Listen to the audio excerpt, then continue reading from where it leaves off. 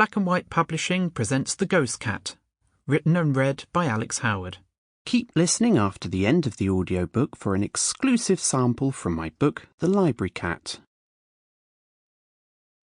For Sasha. A cat has 9 lives. For 3 he plays, for 3 he strays, and for 3 he stays. English proverb. Newspaper cutting from 4th of July 1880.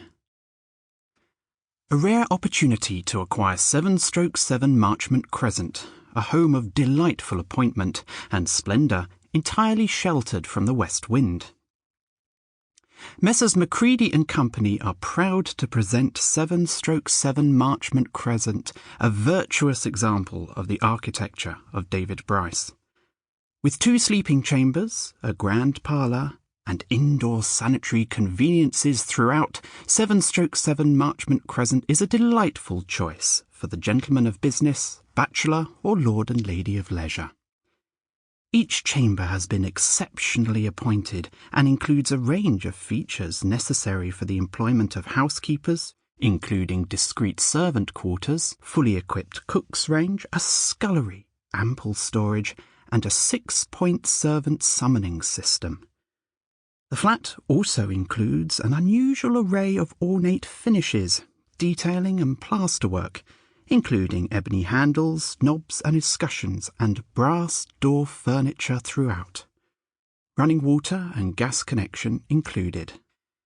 Situated on the 3rd floor, the flat enjoys glimpses of the extraordinary Arthur's Seat and Crags to the east and the Braid Hills to the south. The lounge includes a cornice moulded in the traditional Scottish baronial style, deep skirtings and bay window.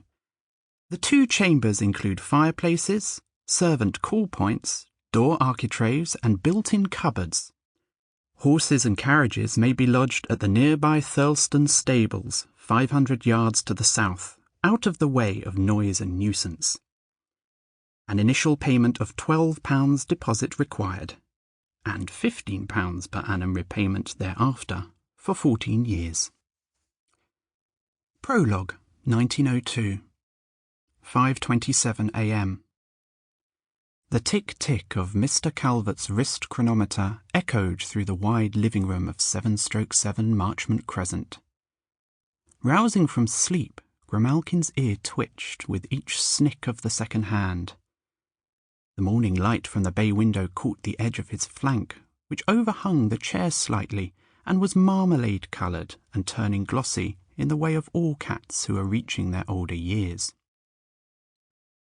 All around the lounge, furniture and paintings began to take shape in the morning light. In the bay window stood a fine oak table displaying 2 urns in a flecked gold and blue willow design that loomed proudly over the room like a pair of guarding soldiers. On the opposite side to Grimalkin's chair, above the fireplace, was a huge oil painting of a mountain ravine that hung from chains on a picture rail. If you eyed it closely at this early hour of the morning, and Grimalkin often did, you could even see it swaying as the first horses clop, clop, clopped along the street below, their cartwheels juddering over the cobbles and their milk churns jingling like bells.